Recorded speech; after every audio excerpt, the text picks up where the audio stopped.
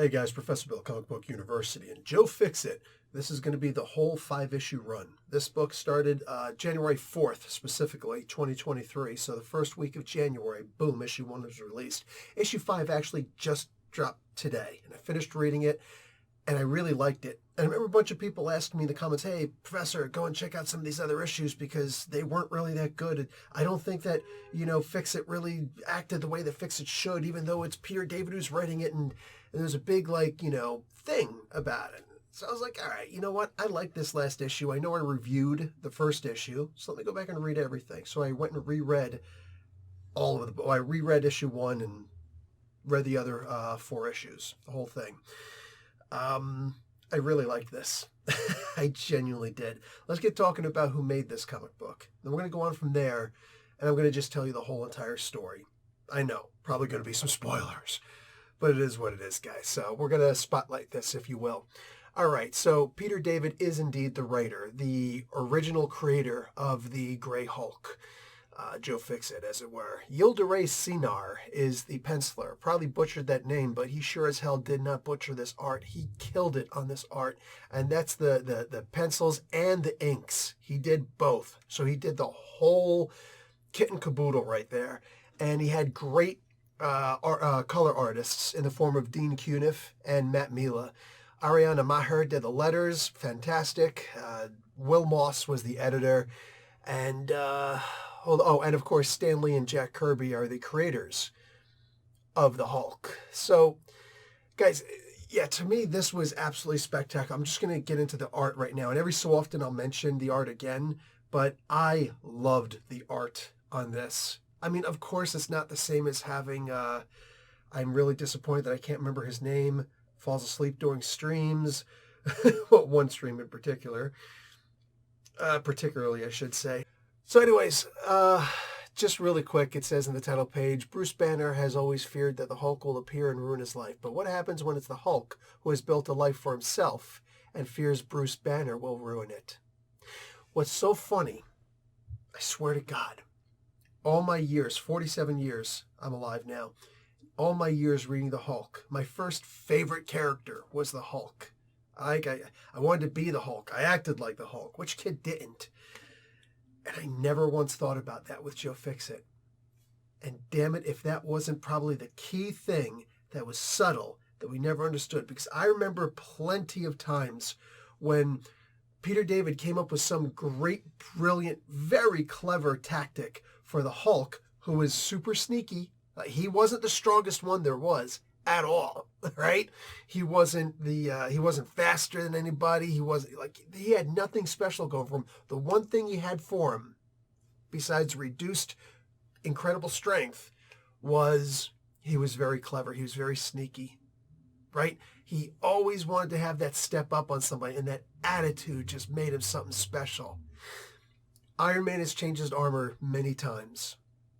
Spider-Man has changed his costume, and we got Venom out of it. Right? How many times has Captain America lost the super soldier serum? Every single character has gone through some kind of a phase. I don't want to talk about Pineapple Thing, but you get what I'm saying, right? But I don't think any character having a change come about him was any greater than Joe Fixit replacing the Hulk proper. This was just the absolute best. This was the most genius change that I've ever seen in my life, and I miss this Hulk so much. So seeing, reading Peter David pointing that out, I never thought about that. I never thought about it that way. That absolute genius. I love it. All right, guys. So let's get started. We start off with this guy saying, "Who is Joe Fixit?" That is the question on the lips of many Las Vegas regulars, and there is no easy answer. And that's just a TV advertisement, because Joe Fixit wanted becoming a pretty popular. So they're establishing that Las Vegas was enamored by Joe Fixit. He was just this guy who's just huge. It's like, oh, it's a new superhero in town. So they've already established, hey, for you young readers who don't know, the world was wondering who Joe Fixit was back in the day. This comic book is taking place, like the Hulk hasn't reverted back to Joe Fixit. This was one of those times, long time back in the day, when Joe Fixit was the Hulk, right? Back in like early 90s and very late 80s. So here's a text box. God, I love the way that people use the text box back then, and the people from back then today use the text box. Having the spider symbol and the red outline of this particular text box, and having him, having it so it's obviously Peter Parker, Spider-Man, who's saying this internal dialogue. He's the Incredible Hulk. That's your answer. Anything else your friendly traveling Spider-Man can help with? Instead of friendly neighborhood Spider-Man, the friendly traveling Spider-Man. Like the wordplay, all of it. Like this is stuff that's missing from nowadays. This is something that's missing from right now, nowadays, that people writing the comic books today. Yes, they're different, okay? But are they better? Are they equal? Are they lesser? I mean, it's up for you to decide. There's going to be a whole bunch of younger people who are going to say, I hated the comic books back in the day. That's fine. I would love to hear about it. I'm being sincere about that. I would love to hear what you mean by that so I can try and get your perspective on things. So the comments are always open. Anyway, so we've just established that Peter Parker is in Las Vegas and that he knows that the Hulk is, or that Joe Fixit is in fact the Hulk. He also, it's Peter David, so of course he's going to make a mention at some point. Hulk number 349, I'm not at that page yet. Hulk number 349 is when Peter actually came across Joe Fixit, fought him, and realized that he was the Hulk, and da-da-da. So it looks like this is on the way home from this thing. They've also established that Mr. Berengetti, the guy who's like basically the handler for the Hulk, there's a story as to why Hulk follows Berengetti. He's actually a really good guy. He's not a general mobster like some of these other guys, but he certainly has that attitude about him. He certainly got the name of a mobster, that mobster-ish name. But he's actually a good guy. And they established that very quickly, very early on in here. Like second page, they start by, here's this cop who's like, oh yeah, Joe Fixit saved my life and do. And I know he's he's in the employ of Mr. Berengetti, and Mr. Berengetti's a really good guy too. And you think, like, could this cop be corrupt or something like that? They've established they've never gotten a good picture of the Hulk, also of Joe Fixit. They've established, Peter Parker actually goes and mentions, how come nobody else knows that he's the Hulk? And he's like, oh, well, of course, most people haven't seen Joe Fixit face to face. Most people haven't seen the Green Hulk face to face, but they know the Hulk from TV as this big green flash that moves really fast and beats the crap out of things and destroys buildings, and there's smoke everywhere. So literally like 99.9% of the people in the world aren't going to actually be able to recognize Joe Fixit, who they can't even get a clear image of his face, is actually the Hulk. Plus he's gray now. So very early in these first few pages, Peter David has established so much for us. It's absurd. Instead of giving us a preamble or a foreword and saying, here's what you need to know about the Hulk, it's all done in here, and it's very interesting the way that he does it. Like, I know all of this stuff, but I'm enamored reading it, especially because of the way that the words are put together. This is really incredible stuff. Guys, it's really beautiful the way that David was able to put all of this stuff together. Very quickly, Peter's spider sense goes off. What? Imagine that. Peter Parker, again, I'm talking about the beauty of the way that these characters are established, right? How do you know that something's about to kick off with a Spider-Man comic book? Because he's talking, he's thinking, he's, oh, my thing with Mary Jane, and oh, I got to get back to Aunt May, and oh, I think I promised Gwen such and such and such, and man, she's dealing with her dad just dying, and I just told you exactly what I'm thinking, right? And oh, I've got a chemistry assignment due, and all this other stuff, right? And all of a sudden, spider sense goes off, and it's like, oh, it's about to start popping, right? Like that is Spider-Man. So Peter David right now already has the Hulk, Joe Fixit, and Peter Parker, Spider-Man, firmly established. And we know, us, longtime viewers and solicitors of comics are just like, this is an old school comic. This is exactly what I'm looking for. We see some hitmen type people, enforcers walking around, and the Kingpin has come to Las Vegas. So Peter goes walking by, and he's like, sorry, very Canadian.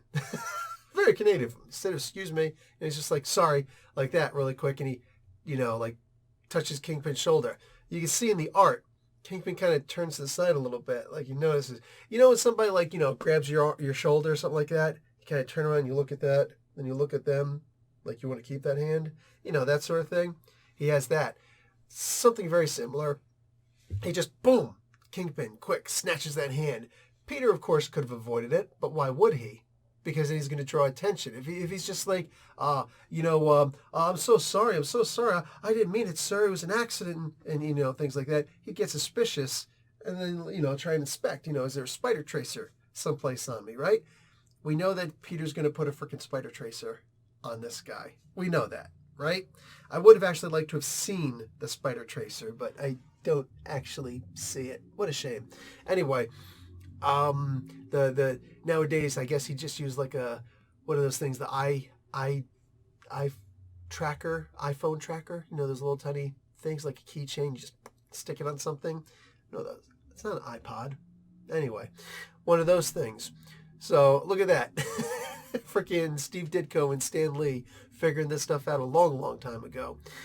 So instead, he's just like, Peter's kind of rude. He's like, watch your hands, boy. I'm not a boy. And he stares down the Kingpin. But he's in public, and Kingpin's just like, my mistake. And just, walks away. Obviously, I could crush you. Clearly not. But we get the point, right? So the one goon who Kingpin seems to be a lot more tolerant of, let me actually get a good look at his face because I know what happens to one of the goons at the end of this. He says, they're talking, it's like, oh yeah, so here's the plot, right? Baron Getty had to get rid of the Magia from up here. Those were great comics. Joe Fixit, the Hulk, having to get rid of all these superhumans that the Magia is bringing after them. The Magia, of course, is the Mafia, but the Mafia contacted Marvel Comics way, way, way back in the day. And while Jack Kirby was willing to go downstairs and face off against 3 Nazis at a time, he wasn't willing to go up against the Mafia. I'm just saying. Germans, Italians. So anyway, I'm just messing with you. Just messing. Okay? What do you call it? So they established, like, yeah, he was able to get rid of them. So now that they're gone, now that Baron Getty got rid of them, he doesn't have any love for the Mafia also. I'll team up with him, whether he likes it or not. And then once we have teamed up, I'll move him out, and I'll move myself in. Ha ha ha ha. Taking over his whole operation. Might as well give the guy a twirly mustache, So anyway, Spider-Man's following him. He shows up. Oh, go in, Mr. Baron Getty. Baron Getty's like, hey, how you doing? He's trying to be the good guy, right? He's like, hey, how you doing? He reaches out his hand to shake it, and Kingpin just stares at him. He's like, okay, well, then I guess this won't take very long, will it? To try to have the conversation, he's trying to say, I don't know what I need you for. Like, hi, this is a negotiation. Kingpin's just like, I disagree. Bam! Breaks the table, snaps the freaking desk right in half that Baron Getty's sitting at. And then Joe Fixit walks in. We're going to bill you for that, and we are going to collect. I'll expect you to make good on it. And just this incredible picture of Joe Fixit standing there. Joe Fixit also has a package going on. It's not like unlike, back in the day when, there'd be absolutely no outline of a package whatsoever. By the way, kids, I'm talking about a special delivery, like from the post office or Canada Post. But for the adults, I'm just saying, it's not like huge, but at least there's something there. It's showing that there is, in fact, a special delivery. Granted, Fixit just got out of the pool, so there's that. But yeah. There's actually something. I'm focusing way too much on this package. Anyway, so what do you call it? This guy goes and takes a shot at Hulk. He's laughing at him. Mind you, it's Joe Fixit. Nobody knows that this is the Hulk. He's like, go ahead. It'll be fun. Bing! Ow. Kidding. So he's like, oh, you're not bulletproof, but is Mr. Baron Getty? He's like, if you shoot him, you won't leave this office. In fact, you'll be smeared all over it. Fortunately, a web removes the gun. She's like, what? So, what actually makes the gun attached to the hand and big web thing around the guts. This thing's, at worst case, it's silenced. Best case, he's not shooting that freaking thing. It's gonna be dangerous if he shoots it. So anyway, Fixit's just like, bam, whump, backhands this dude, and then, then the frickin' fun begins. Kingpin charges after the Hulk. But instead of tackling him, he goes up and he just, boom, punches him. Now look, I want it to be very clear here. Kingpin is ridiculously strong. There are very few human beings alive who can handle the Kingpin. In fact, Captain America with the super soldier serum. Of course, Captain America could beat the Kingpin. That's what Captain America does. But it's one of those things where it's not necessarily an easy fight. Kingpin, as big and fat as he is, he's only got 4% body fat.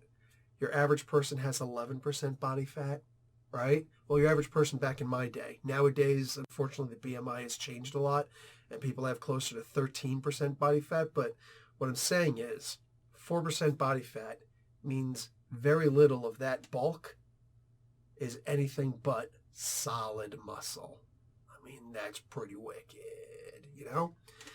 Anyway, so he goes charging up and bam, like a power. And they show it's a powerful shot. A punch that, like, if he were to punch your average person, he's breaking their freaking head open, like Cantaloupe.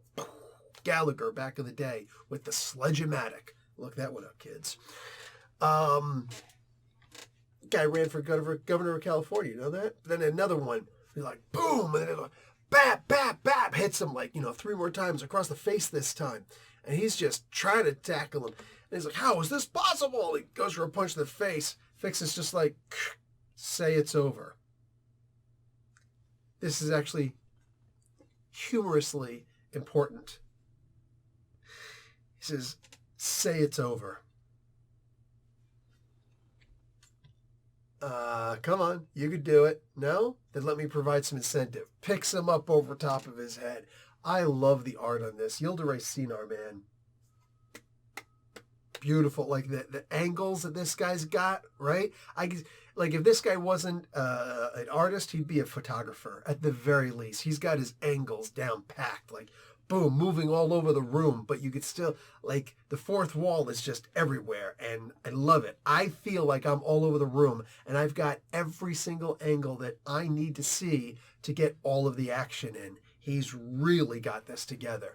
Picks him up over his head. Boom! Like, everybody in the casino is playing, and then the chips go flying everywhere. Somebody's like, one of the patrons, was that an earthquake? And you just see Kingpin laid out on the ground, on the floor. And like the floor around him is cracked in a big Kingpin shaped like his hands aren't, which is perfect because they wouldn't. But the feet would, right? The feet absolutely would. The body and the feet. And yeah, probably a part of the head too. This guy's just, he's dazed and confused for so long. It's not true. He wanted a woman. Never bargained for you. Anyway, Led Zeppelin lyrics, kids. Look that one up. So he's like, I think at first he's saying I'm, but there's no apostrophe. Hulk's like, I think impossible is the word you're looking for. This is cute. He just says, although if you ask me, I prefer the word incredible. And he slams him down again. He picks him up over top by the nape of the back of the collar, like by the nape of the neck. Picks him up, slams him on the ground again. Jaw first. Jaw and belly first. Oh my God. And Kingpin's tough enough that he's going to take it. Then he puts his foot under and picks his arm behind his back. Hulk ain't going for a Kimura. He's planning on just ripping the damn dude's arm off, He's like, say it or I rip your arm off. Say it. Kingpin still grunting, still a little bit defiant, but he's like, it's over. Hulk comes and says, now say it in French. C'est fini? I'm dying. Then he goes and says, now Pig Latin. Like, he's going to keep on going. He's going to keep on going. He doesn't say it. What would it be? It's over. It's a over a. Like, yeah, it's hard to say because there's vowels in the front of both of them. But anyway, oh my God, Berengetti, he's a good guy, Mr. Berengetti. So he's just like, Joe, enough. You've made your point. Like, rather than, like, typical mafia boss would be like, yeah, finish him. go all Shang Shung on him, right? Kingpin's still able to walk out. He's still able to walk out, but he's a little bit messed up. Berengetti's super happy. He's offering, not even just offering, he's like imposing first class, top floor suite. Same luxuries that he gives to Joe Fixit, he's going to give to Peter Parker now. Well, to Spider-Man. He doesn't always Peter Parker. So he gives him all this stuff. So now, the same guy that was talking to Kingpin the whole time was like, hey, boss, isn't that where we're going yet? Is the same guy.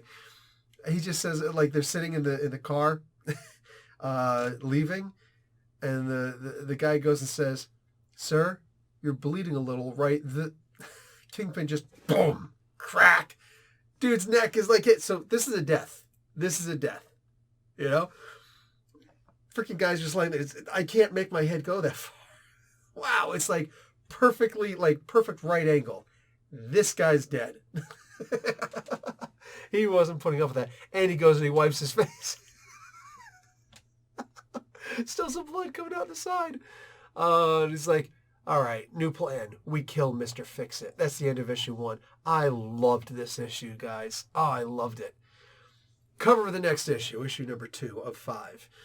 Joe, this is not what I meant when I said hit me. Hulk picks up a freaking slot machine or whatever, something like a slot machine, and it looks like they're at a blackjack table. And Kingpin's in the background is mostly his silhouette, and they're looking on, and like I thought that was actually really fun. I thought this was a really fun cover. So, what's his name? Kingpin is talking to a scientist guy, and he's like, I want, what's going on with the neurotoxin? Are you gonna handle this or what? And he's like, oh yeah, sure, I'll make the toxin. I'll make it strong enough so that whatever. So so basically the plot of this is he's gonna make a neurotoxin of some sort. It's basically gonna be a toxin to try and control the Hulk. All right, I'm just gonna get that out of the way right now. To try and control the mind of the Hulk. Even though it never comes up in the comic book, like he never tries to use it on Spider-Man, but they still mention, I don't know if it'll work on Spider-Man because he has a mask that actually covers his whole face. Now, something that I learned during the Rona days, that 2 years of lockdown, even those N95, and I have a box of N99s still, N95s.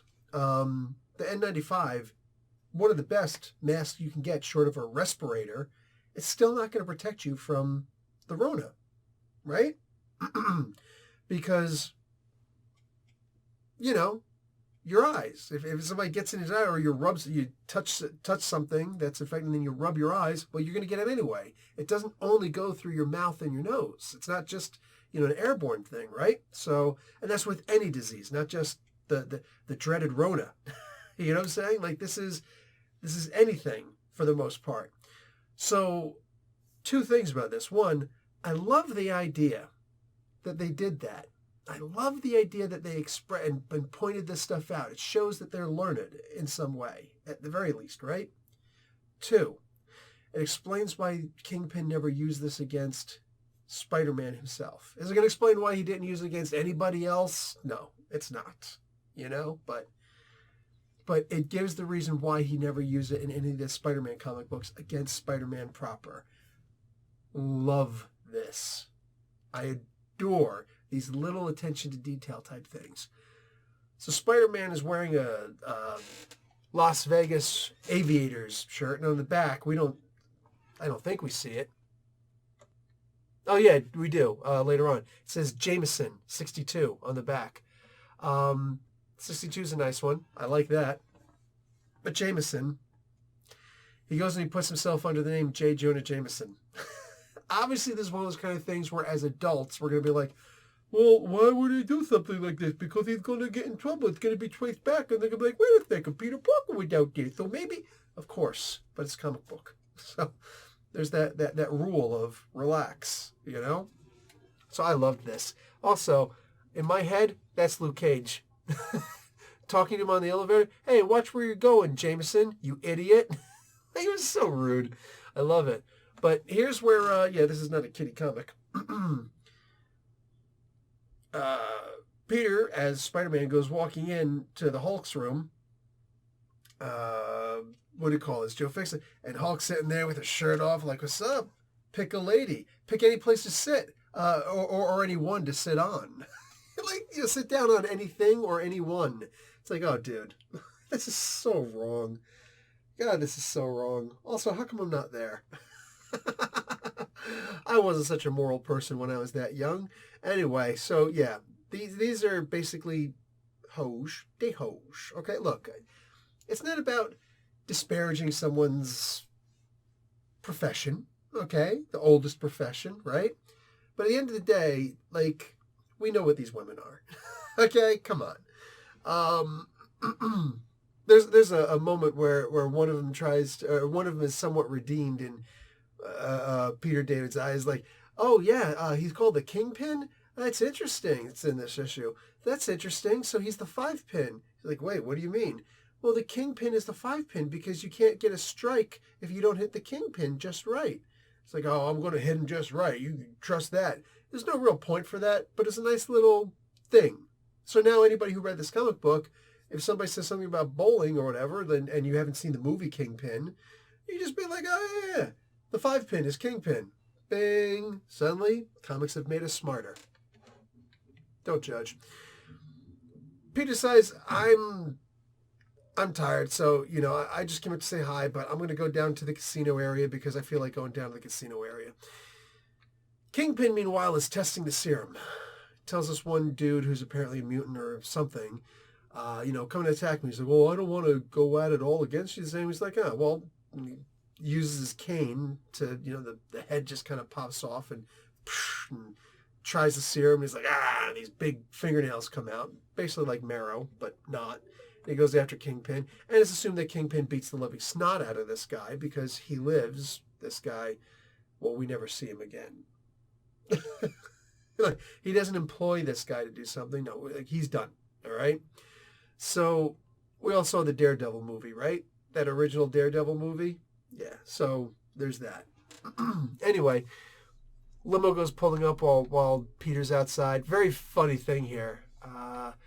Peter's like, okay, what would all the cool classic Vegas guys be doing right now? Dean Martin, Frank Sinatra, Sammy Davis Jr., the Rat Pack. I say, he's like, they'd probably be wondering why modern-day tourists have no idea who they are. Peter says, excuse me, do you know who Dean Martin is? And this college chick, she's just like, Dean of what? A college? He's like, yeah, never mind. And she just goes walking by. It is what it is. I guess it's not the most important history in the world, but how many... No, I think, that's the thing about Gen X. Sorry, old person thing here. I think that's the thing about Gen X. We kept our forebears, like the boomers, we kept boomer music alive for a really long time, right? We know all about Zeppelin, just mentioned him before. We know about the Beatles. We know about, the Stones. We know all these great guys, right? Well, but when Jeff Beck died, how many of us were like, not Jeff Beck? I just got the new Ozzy, right? I just got the new Ozzy album. Patient Number 9, and I think Beck does like 4 songs. He does the guitars for 4 songs on that album. Hello? We've kept those things alive, right? Who's keeping Metallica alive aside from Metallica at this point, right? Our stuff, nobody's keeping this stuff alive, all right? Cartier family and people like that, they are. Kind of, sort of. Some other people, Lost in Vegas.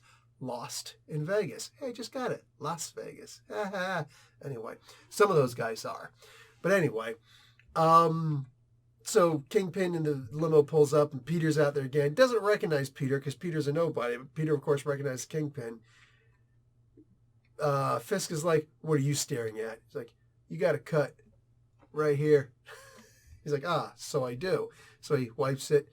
It appears I got sloppy during a workout. Thank you for pointing that out. The last guy who pointed out that Kingpin had a little bit of blood on him had his freaking neck broken. He says, no problem. But in case you're wondering why he's not breaking Peter's neck, besides the fact that he can't, he's like, do I know you? Not at all. Do you know me? You're Wilson Fisk. I've seen you in the news. And you're not afraid of me? We're out in public. What would you do? So, it's funny. Kingpin kind of goes for like a psych move, right? He's like, right up to him, and doesn't quite hit him. Just stops shy, right? He says, you're a brave lad. Thanks. You remind me of my son, the Rose. Actually, plus there's the other son that Chip Zdarsky created for Kingpin. He's like, oh, should I feel complimented? He's like, he tried to kill me and destroy my operations, but he was very thorough and adept.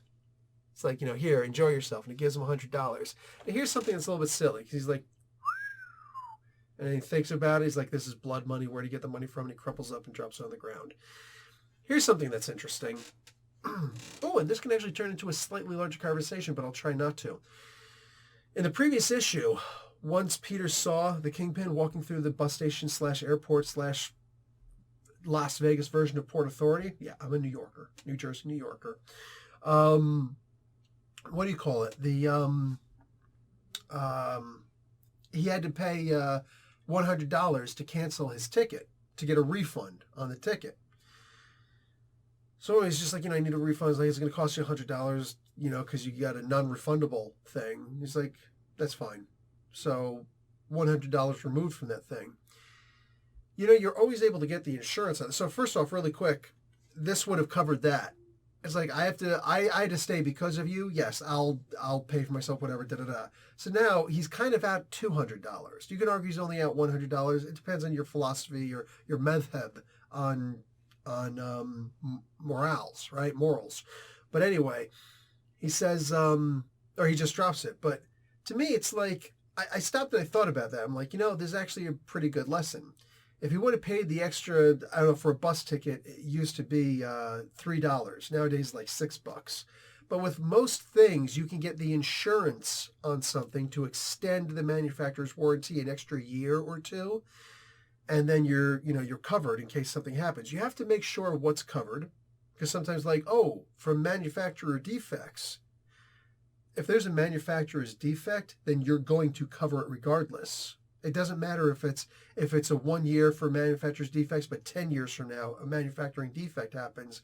Oh, you're going to pay for it, because it's a manufacturing defect. It's been seen as that. Can't quite use lemon laws, but yeah. So anyway, people, otherwise, worst case scenario, I'm never going to buy your product again. But just to try and sum this up really quick, if you get the insurance on things like bus tickets, train tickets, anything along those lines, it covers you just in case, right? Even if you're going to get a rental car, you get the insurance on the rental car, even if it's an extra $300. Why? Because even though it's still going to come back to your insurance, because you're using their insurance, but it's still your name on the insurance, right? So if you get into an accident, you smash the car, total it, whatever, it's still going to reflect on your insurance. If you go to some other insurance place and you get insurance there, like, oh, looks like you've had an accident there, so we're going to have to raise your premium. It's a universal thing. But that being said, you won't be liable for the cost of the car or the other person's car. So yeah, your insurance will raise, but right? If you go to, I'm going to take this ticket, you get the non-refundable kind as opposed to paying an extra $10, $12, $15, even $30 could be worth it. If you're talking about a ticket that's 500 some odd dollars, right? And just think about it this way in the money sense. You think that you're saving $3 to $5, $6, $15, $30, whatever you think you're saving. How many of those savings do you have to make to cover one actual loss where that insurance would have covered that, right? So let's say it's a $100 bus ticket, $3 here. How many times would you have to get the insurance and not need the insurance to cover the one time that you do need your money back, right? So just money lessons from Professor Bill. Economy class is over. Personal finances, we're moving on. Back to the comics. Which is basically a history class. Anyway, so Fixit is upstairs. This is the bowling pin thing. And he sees on the TV the front lobby. He's got access to the front lobby cameras. And he's like, oh, Kingpin's here. Better go downstairs and see what's going on. So Fisk goes and sits at a table. Hulk sits next to him, orders a drink. Excuse me. Fisk makes him an offer. Says, oh, yeah, how about you come and work for me? He's like, oh, you're offering me to work for you? He's like, yeah, I'll pay you double whatever Baron Getty's paying you. He's like, huh. Takes his drink, splashes it in his face. Kingpin says, okay, well, you're either going to, you're not going to take that offer? Let me try plan B. What's plan B? He's like, you're going to work for me anyway. Fixit turns around to the waiter. He's like, another drink, please. I love that. Stupid little things like that. I freaking love that. Kingpin just pops his cane, sends the dust out. It's funny. This is kind of like the dust of death from the Red Skull, right? Which was basically Marvel's answer to DC's Joker toxin, right? Anyway, Parker's spider sense goes off. He knows something's up, and freaking Hulk, of course, goes crazy. Well, not crazy immediately, but he's under Kingpin's control, and he obeys. So it's not going to make you crazy. My bad on that. He kind of goes crazy because Kingpin says, destroy this place, then kill Michael Baron Getty. He's like, kill? That's correct. Enjoy working for me. And Hulk does what he does best. He smashes. So he's going to tear up this casino and then go upstairs and he's going to kill Baron Getty. Parker has just enough time to change. Comes into Spider-Man, comes out, meets the Kingpin out there. Kingpin's like, what? You! He goes for a swing and a miss. And Parker just, boom! Uppercut. He's like, oh, you get... He goes and sends this dude spinning and lands on the ground. Sorry, can't chat. Gotta go. He goes and he tries to web up the Hulk. Doesn't work, of course. Now, this next scene is beautiful because he's got his eyes covered. He's got his, arms down. And Hulk's just like, he's ripping out of it. And he's trying to pull this stuff off of his face. And Baron Getty comes walking up. He's like, Joe, what the hell? Rips the freaking spiderweb off his face. There was a time I think it was the second appearance of Sabretooth, the first time that he fought Spider-Man, long before there was ever this thing with Wolverine. This time when Sabretooth got his face webbed. And Sabes didn't have a healing factor when he was first created. There was no mention of a healing factor. Even the first time that he fought against Wolverine, there was no mention of him having a healing factor, which is interesting. That was something that Claremont came up with later. And yes, Claremont is in fact the creator of Sabretooth. He was writing Iron Fist in Iron Fist number 14 with the first appearance of Sabretooth. So that was totally a Claremont creation. Anyway, what's his face? There was a scene there where he ripped the spider webs off his face and actually ripped off most of his face with him. And then, yeah. So he had the scars on his face still from when he ripped off the webs. Anyway, that was an interesting scene. And then another scene that Peter David did, specifically with the Hulk. What issue? It took me a while to look it up, but I wasn't going to not look this up. It was Hulk issue number 373. When it kind of does somebody throws a grenade in Grey Hulk's mouth. And he's like, oh no, it's in my mouth. And he has to do the Heimlich maneuver. It's 2 times that I saw the Hulk do the Heimlich maneuver. The other time was against the Thing. I actually did that spotlight on story for those 2 issues with the Thing, the pineapple Thing battling the Hulk, the Grey Hulk. It was 1 Fantastic Four issue and 1 Incredible Hulk issue. It was like a continuation of each other, and Dr. Doom arranged the whole thing. Beautiful. You should go back and check that out. Link somewhere above me. Anyway, I think it'll be somewhere above me. There's a link somewhere. Check the description, worst case scenario. So anyway, he Heimlich the grenade out, but it blew up right in front of his face, and Doc Samson ran up. He's like, oh my God, Hulk, you okay? He's like, my eyes. And he's like, it's all right, I'll help you, medic. And he turns back around, and Hulk opens his face. He's like, sucker. And then, but when he did that, the face, it was actually scary. Like, I was a teenager at that point. I just remember looking, I was like, oh my God. Imagine if somebody the size of the Hulk suckered you, literally, into coming in close to him. And it's just like, ha. And he's there like this, like, I've got you. Like, your hands are down or your hands are in like this and whatever. Like, you jujitsu the Hulk, good luck, But Hulk's out like this. It's like, I got you. Wingspan and everything. That's your ass at this point, right? Like, that was scary. That's the image that immediately conjured in my head when I see Hulk ripping this spider webbing off of his face. And you see a little bit of the shock. It could be blood. It looks like actually blood spattering, but they don't actually show it on his face. They just kind of show something in the background. And it's just, raw, like this. Is like, that is amazing. Again, Yildiray Cinar, you are freaking amazing, dude. You killed it in this comic book. So he tries to go after Baron-Getty, but Spider-Man pulls him back and saves Baron-Getty and all that good stuff. Yeah. Anyway, so they go at it, Hulk and Spider-Man. Now, I'm going to use some Marvel Face Rip stats here. During the time, Spider-Man is considered to have incredible 40 strength, bench pressing 10 tons. Of course, we know that he's capable of much greater strength, which would bring him to amazing 50, which would be going from benching or lifting 10 tons over, not even benching, so more than that. The ability to lift 10 tons over top of your head now would go up to being able to lift approximately 46 to 50 something tons over your head, right? Maximum of 62 or 63, so I think 62 tons. Which you're not used to seeing Spider-Man do, but he can do something to that effect, right? That being said, that's a special case. Gray Hulk the normal Hulk starts off at unearthly 100 strength, 100 tons over his head, like at resting.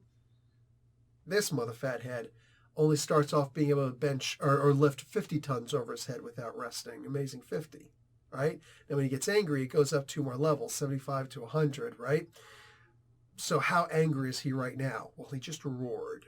So as much as Spider-Man would like to be going back and forth with him, Hulk is at this point up to his normal resting strength as the Green Hulk, which is still ridiculously strong and more than enough to take down a building, more than enough to give Superman a reason to chill the heck out. Derek, stop freaking texting me. Just for the minute. Anyway, put my phone on silent. So Derek's going to see this review later and be like, oh, crap. Really? I was texting you during that time? Yeah, you were. Knock it off. So anyway, so Hulk is at 100 right now, and he's just, boom, slamming the crap out of him. And yes, Hulk's maximum anger would bring him up to 100 as Joe Fixit. Not nearly as much as we'd like it to be. Anyway, he's getting ready to kill him. But then the issue ends. Oh, no. Oh, no, it's a subplot. So or it's a cliffhanger. Not really. Anyway, so in issue 3 we go back in time a whole lot more when the Hulk was green. We don't know that yet, but we know that Hulk is green. And we see a guy walk in, and at first I'm thinking it's Daredevil, but then you see, because he's got dark sunglasses on, he's covered, and he's got this red thing on top of his head. But then when you get closer, you realize it's just the Spider-Man mask pulled up and then folded over, and then he's got the glasses on, but you can clearly see distinctly the webbing on the outside of the top of the mask. The inside of the mask rolled up or folded up, you can't see anything. So it's like, oh, this is Spider-Man. Really great attention. Yildiray, right?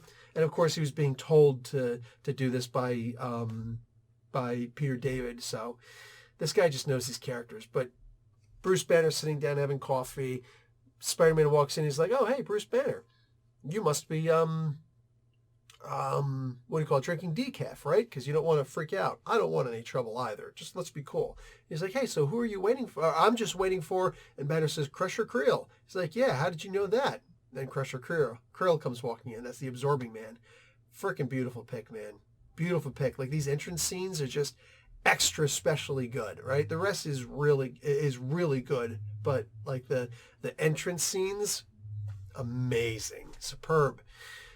So Peter's like, "Oh, the Absorbing Man, huh?" He's like, "Who wants to know?" That's when he pulls off the glasses quietly and then pulls the mask down. Too late.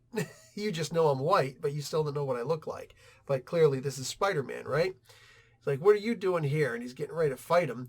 And then he goes and pulls. He's like, some of the people I caught, they said that you were boasting about robbing the bank across the street. So I'm going to suggest that you don't do that. He's like, "Oh, really? And who's going to stop me?" And all of a sudden, green hands grab the wrecking ball. That's how you know this is a much older story, right? And Crusher turns around, Zorb-Man turns around, he's like, oh crap. Yes, he can of course absorb the skin of the Hulk and the toughness of the gamma radiation and da-da-da-da-da, but why would you want to do something like that when you know the Hulk's just going to beat the living crap out of you and you're not going to get the anchor strength that he gets, and it's not a good idea to piss off the Hulk. So anybody who says that Crusher Creel is really dumb, I'm going to say he's dumb, but he's not really dumb. He's not that dumb. So anyway, he's like, forget it. Can I have my ball back? Please? And Hulk just lets him go. And he's like, okay, I'm leaving, turning over a new leaf. Hey, there's this girl, Titania, I know. No, he doesn't say that stuff. But anyway, yeah. He goes and leaves. Spidey's like, how about I order you some food? Pancakes. He's like, and bacon. Lots. How about 5 sides of bacon? That's it? Dude, I can eat 5 sides of bacon. I'm not even green.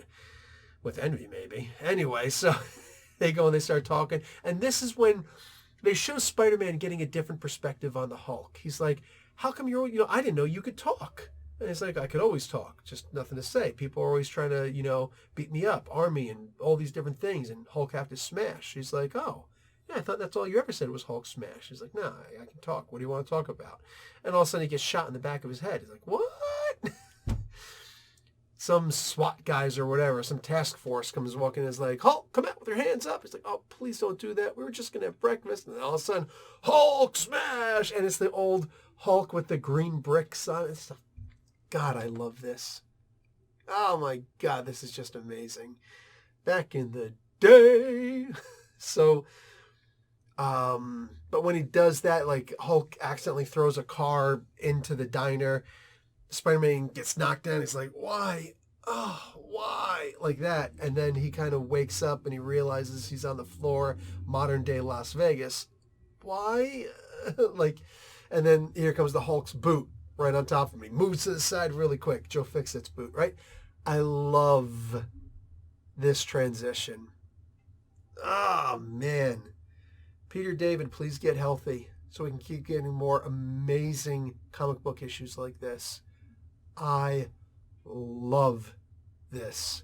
I absolutely love this. This is amazing.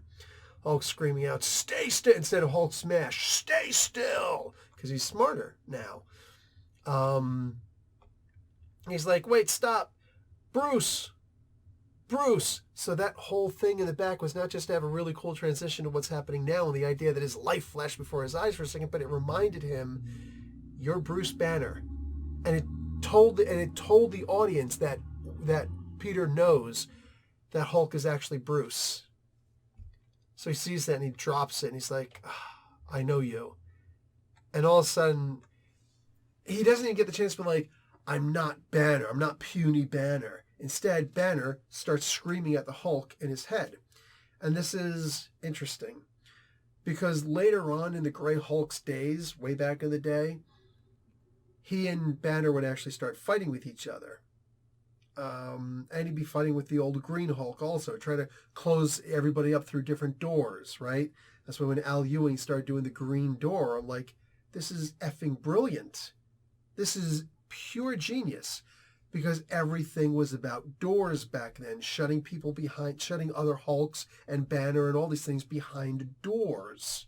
So the symbology that they can always be reopened, but you still have to find a way to close it first. And then locking it, maybe not the easiest thing in the world, but you got to always close the door first, right?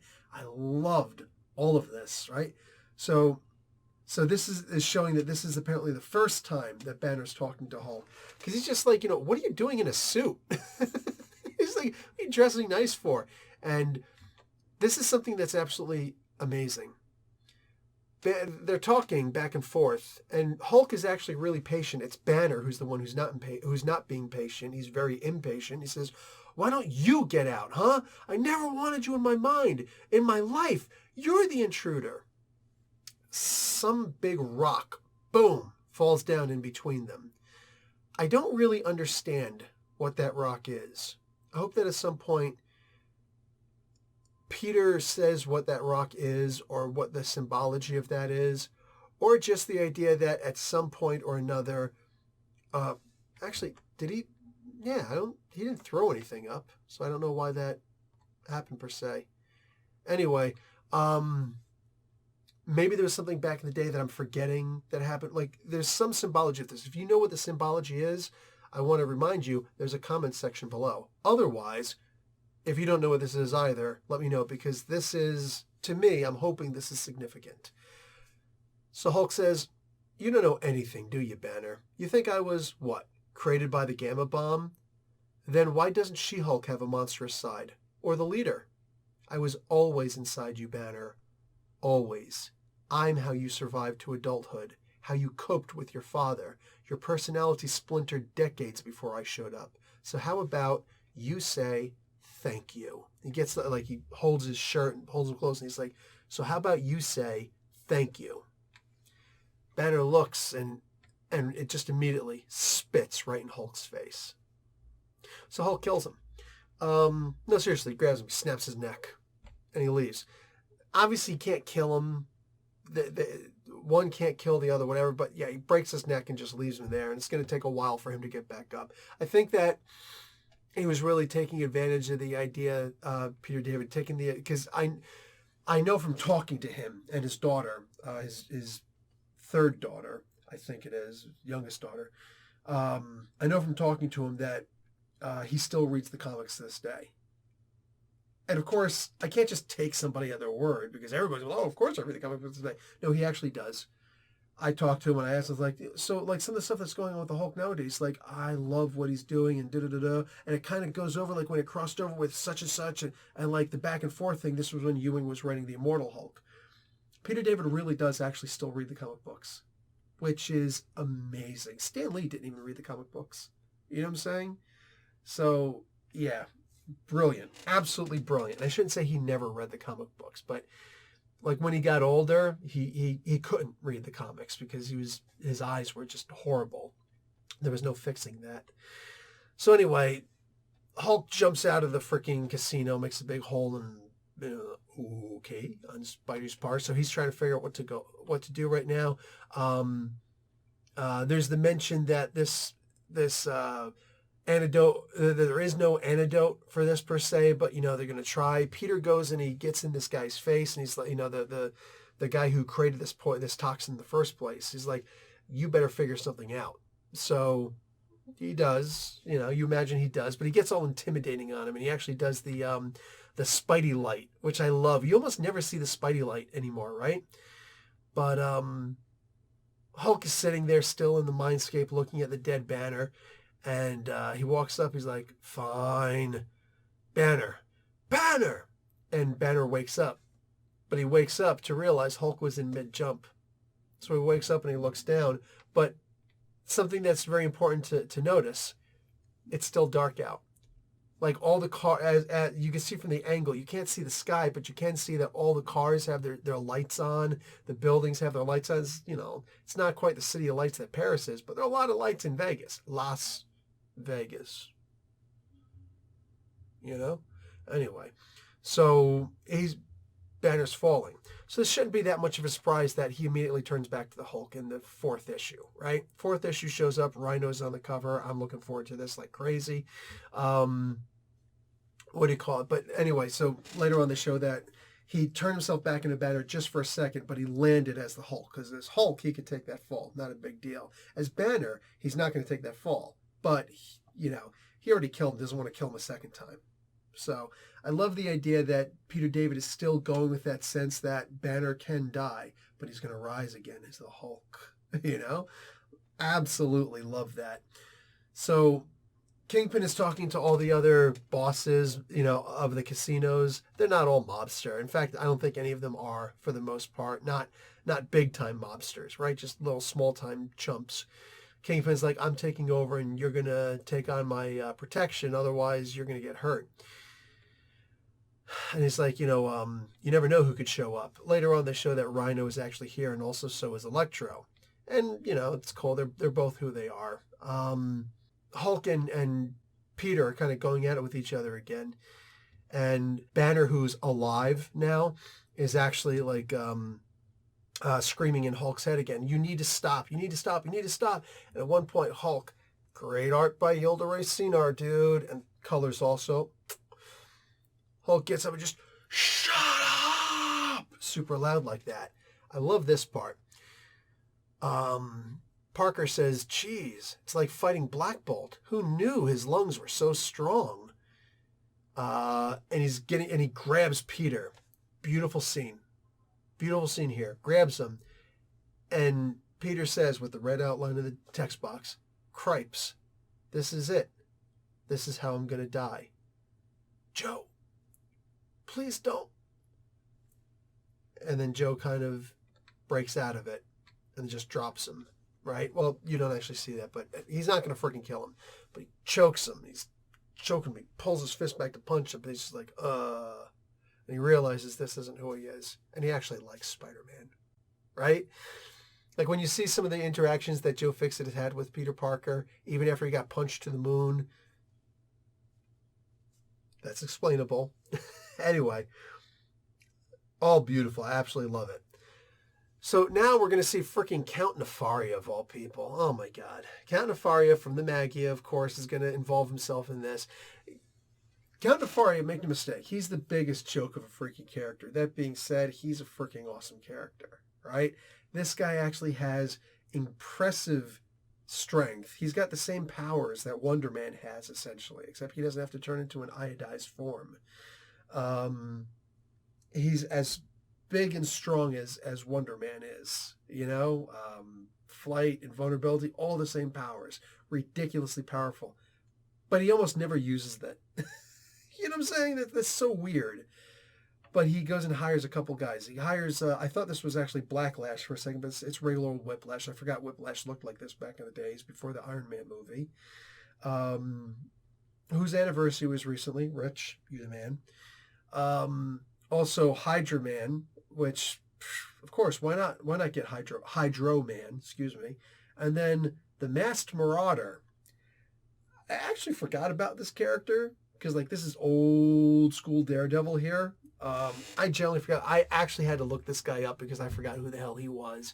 Issue number 16 of Daredevil. That was his first appearance. Anyway, so Kingpin's in there and he's got Electro and Rhino by his side. Everybody's like, oh, this isn't fair. It's like, too bad. You want to leave this room in one piece? Here you go. So they're just like, they're looking at the contract and like, oh, man, it's freaking Electro and it's Kingpin and it's the Rhino, and we're not going to leave this room alive if we don't sign these contracts. So they're looking at the contracts and like, oh, what are we going to do? Oh, man. But then all of a sudden, Mr. Fixit walks in. And he says, got a special delivery for you, boss. So he's, of course, he's acting like he still works for the Kingpin. But once he says that, everybody else is looking, and they're just looking at the contracts. They got both hands on the contract. They're like, wait, he works for you also? They start scratch. They start signing the contract as quickly as they possibly can.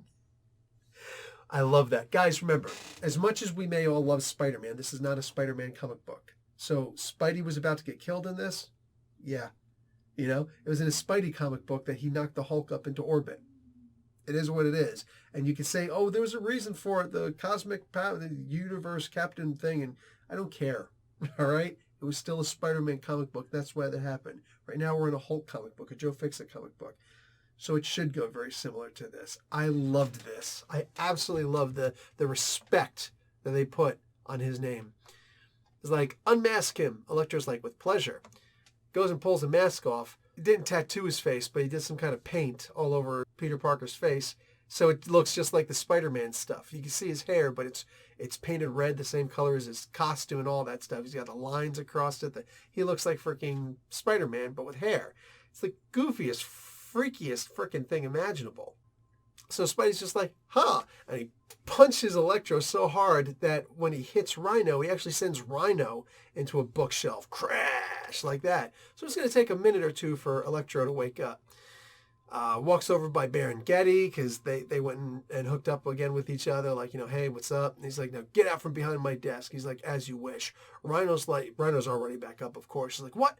No! He's like, calmly, Rhino. Things have clearly changed. Why is Fisk acting so cool? Careful, Joe. He can't be trusted.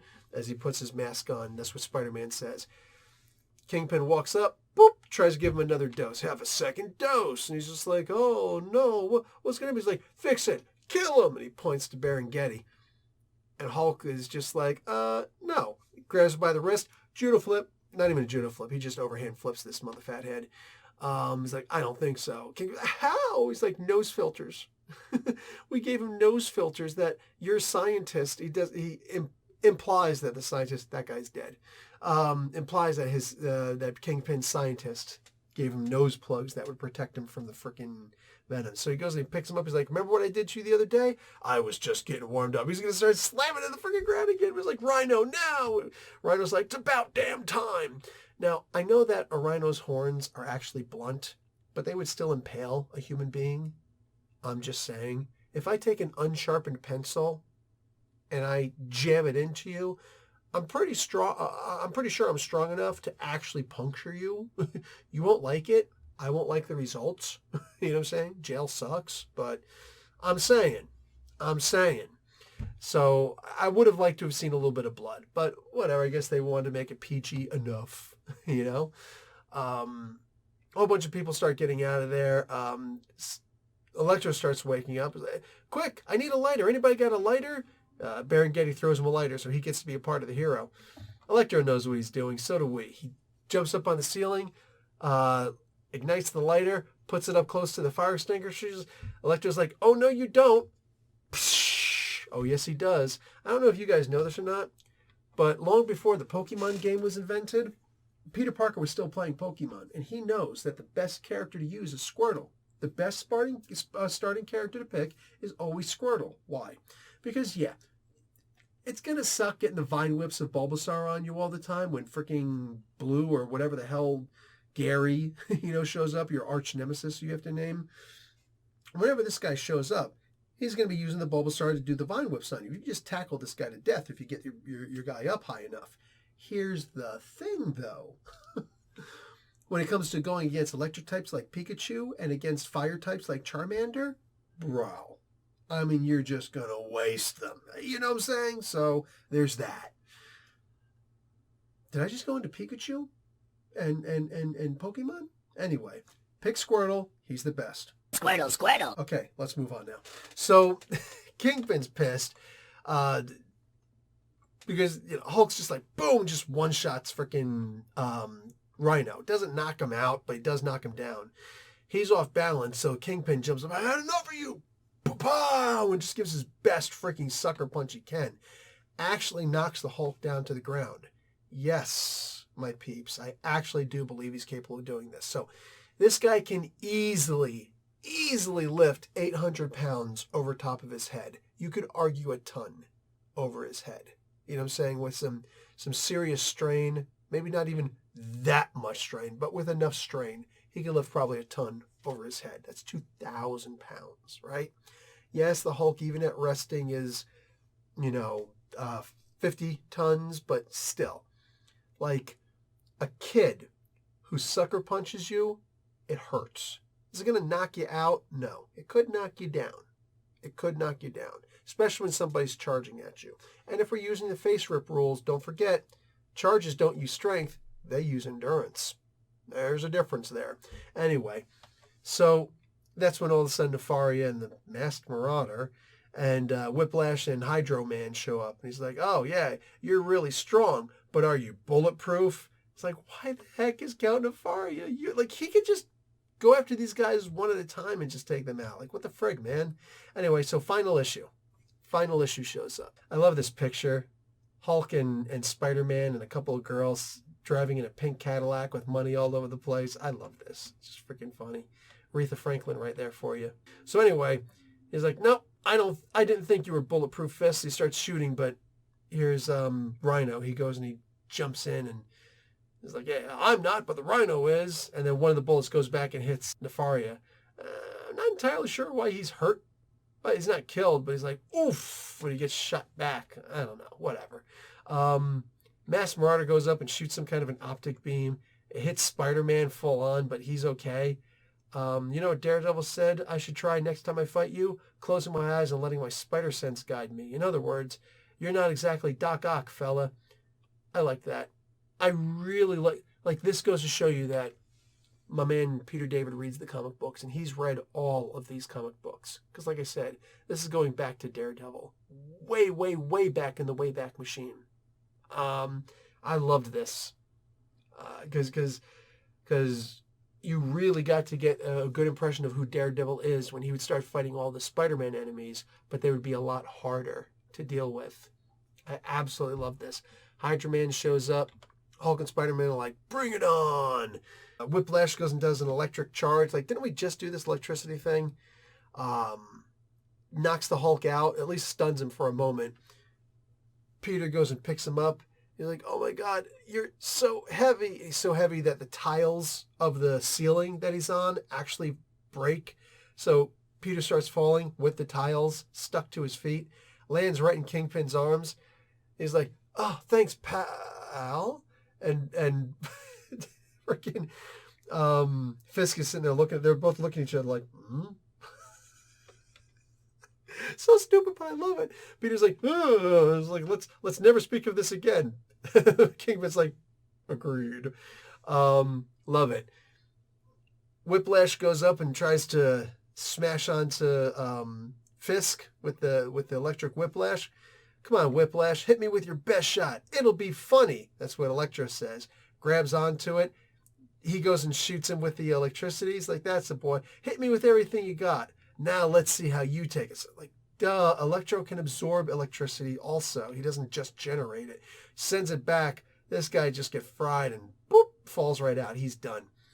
So Hydro Man is the only other guy who's up on Count Nefaria's side. He's like, so, Maury, since we're both Spider-Man enemies, want to team up?